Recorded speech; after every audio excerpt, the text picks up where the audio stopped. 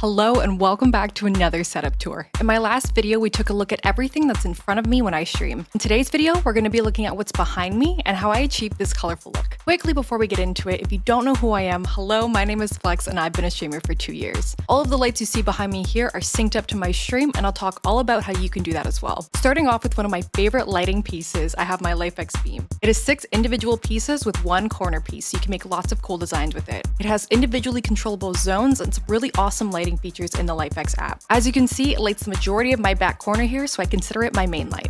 Moving on to the other side of the room is this little filler light, which is a lifx bulb. This was my very first piece of colorful stream lighting, and it has worked very hard over the years. It's nice and bright and fades nicely between the colors.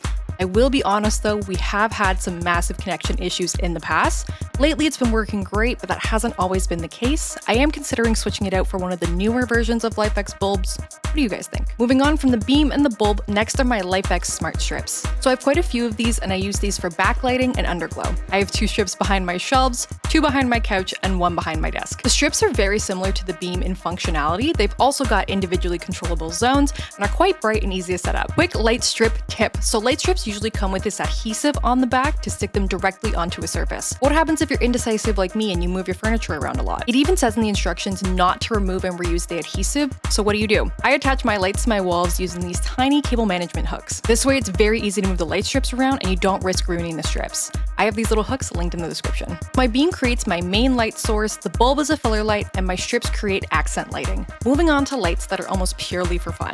Let's start with my nanoleafs. These are modular light panels that come in a variety of shapes such as hexagons, triangles, and lines. These can be very, very bright. I usually only keep them on 10% brightness when I'm streaming. You can create some really fun and gorgeous lightscapes with these. Be warned though, they are notorious for connectivity issues. I found myself very close to tears trying to get these to connect, and I've had this issue where the controller just dies, but luckily I had an extra one on hand. You'll see a lot of this in other forums and whatnot for nanoleafs, so just be advised. They are excellent, beautiful, and fun when they work, but just be prepared for the day when they just don't.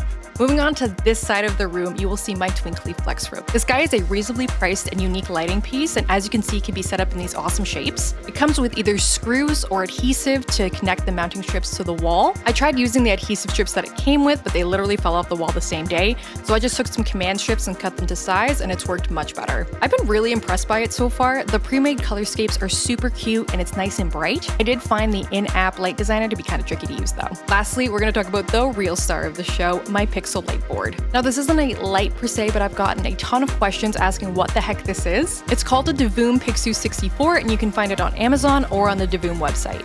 Basically, you can upload your own pixel art, choose from their gallery, use it as a clock, show your stats from different social media sites. I use it to show my Twitch followers and it updates in real time. This is just a really cool piece of tech that I think a lot of streamers would enjoy. The app is not user-friendly at all, but once you get it, you get it.